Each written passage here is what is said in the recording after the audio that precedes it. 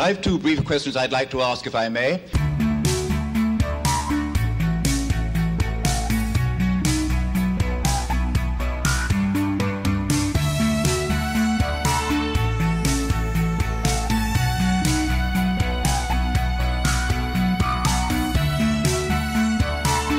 Hi, welcome to Left Foot Media. My name is Brendan Malone and you're watching The Daily Question. Today's question of the day: what does the classic apocalypse trope tell us about society? Now, the classic apocalypse trope that I'm talking about is this idea that you have someone who is separated from their family or their loved ones, their boyfriend, their girlfriend, their husband, their wife, and they have to make their way on a great journey, usually from one side of the country to another, or from even one side of the world to another, to try and be with and save their loved ones. And on the way, even if they might sort of make a few acquaintances along that journey, the sort of general attitude is, no, we don't really stop to help too many other people, because either, this is how the trope goes, either number one, it's very cynical because you can't trust people. If you stop, you'll get carjacked, or they'll knife you, or something bad will happen to you if you offer to help other people, so it's just best not to actually help other people. So this sort of cynical lack of trust. Or number two is this idea that we've only got so much resources and so much time, and I've got to get back to my family or my loved ones,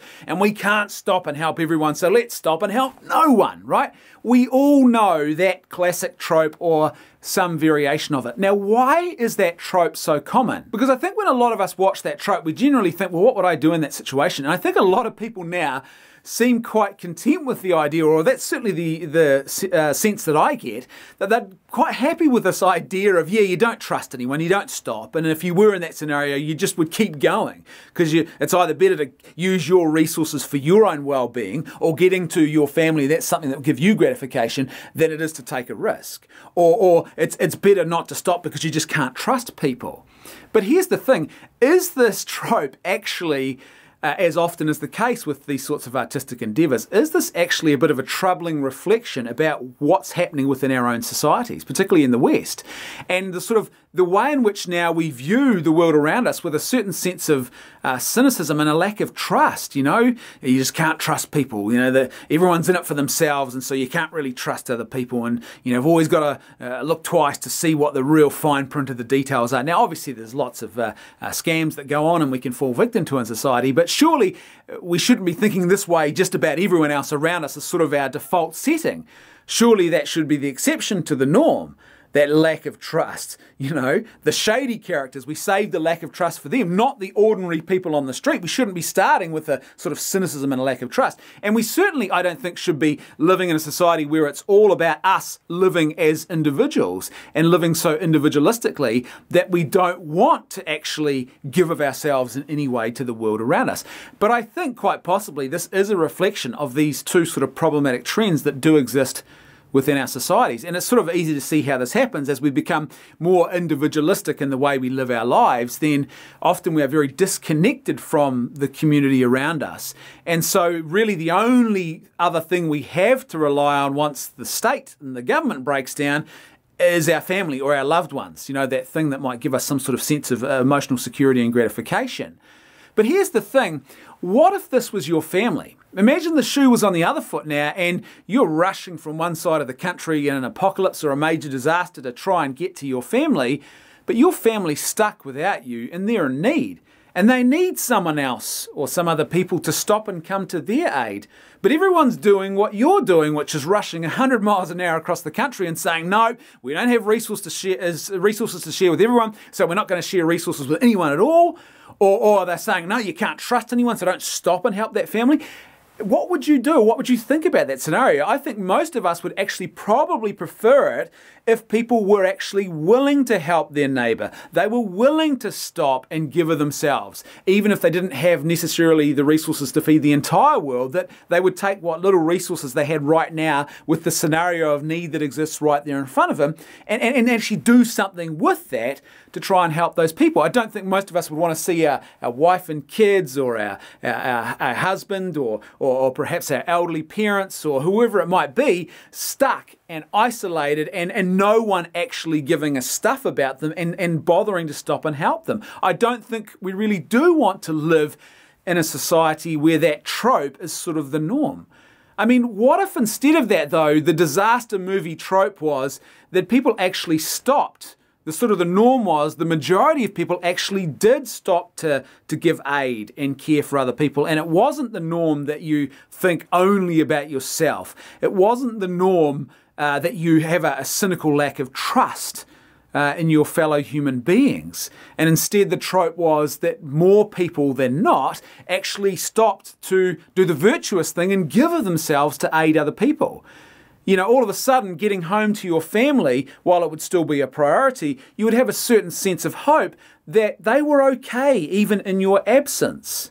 Now, I think the reason why that trope is not so common is because it's a lot easier, I think, to write cynically and to write a lack of virtue into a character. I think it's a lot easier to write perhaps evil and malicious intent or a lack of virtue into people than it is to write virtue. And I think one of the reasons why that is the case in modern society is because we don't really put a premium on virtue anymore. So I don't know if our artistic community understands the truth of what virtue is supposed to look like. So it's sort of a little bit hard to write that, but it's very easy to write cynicism and to write those traits of vice into characters on a regular basis.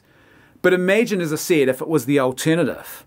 Because I think most of us, if we're honest, that's the kind of culture that we actually want to live in. We want to live in a society where people aren't just individualistic and in it for number one. I think most people, if they stop and think about it, they do want to live in a society where people do care about the well-being of their neighbours and they care about the people around them, and they don't just look at other people with a sort of cynical lack of trust, like, what's this person going to do to me if I stop and say hello or offer to help them? Are they going to stab me and take all my stuff? And I don't think we want to live in a society where everyone's just in it for number one. But here's the point, and this is the really key point. If you want to live in that society, you've got to be living that society. So are you living the culture that you actually want to be living in? Because unless we are making an effort to live that kind of self-giving culture, then we're not going to suddenly find ourselves living in that type of culture.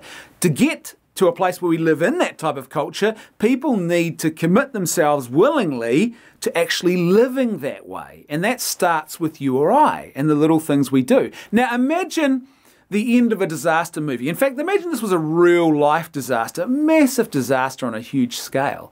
And a couple of years after the disaster is sort of all, the dust is settled and everything's sort of finally being resolved and society is starting to get itself back on track again. And imagine we start telling the stories about the events and the people who were involved in that initial disaster phase. And you've got two different types of person. You've got the type of person who saved and hoarded their resources because they didn't want to give a thing to anyone else, because it was all about them and their family. They were the most important, no one else.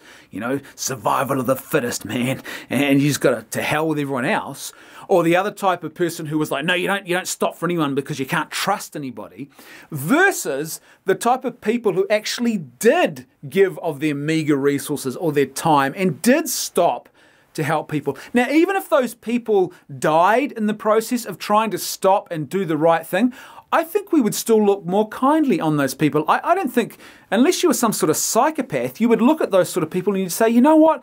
They were actually more humane. They did the right thing. And even if, say, your mum or your dad died while they were on the way back to you, trying to stop and help another group of people, and let's say they tried to stop and help a group of elderly people on a bus or something, and they just couldn't quite get everyone out of the disaster zone in time, and in the process of doing that, maybe they saved some, but not everyone, their lives were lost as well, we would say, what a truly humane and heroic thing to do. We would recognise the virtue and we would say, that is a moment of human greatness. Well, I don't think we would be celebrating the person who says, yeah, but that guy over there, he was a loser. I made it home to my family because I didn't stop and help anyone.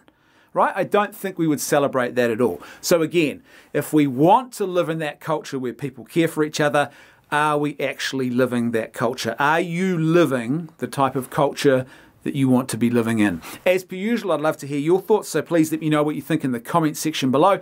And if you like the content I'm creating and you'd like to see more of it, then please support me on Patreon for as little as $1 a month. There's a link in the description below and a link on screen at the end of this video. That's right, I can hear my theme music too. I'll see you tomorrow on The Daily Question.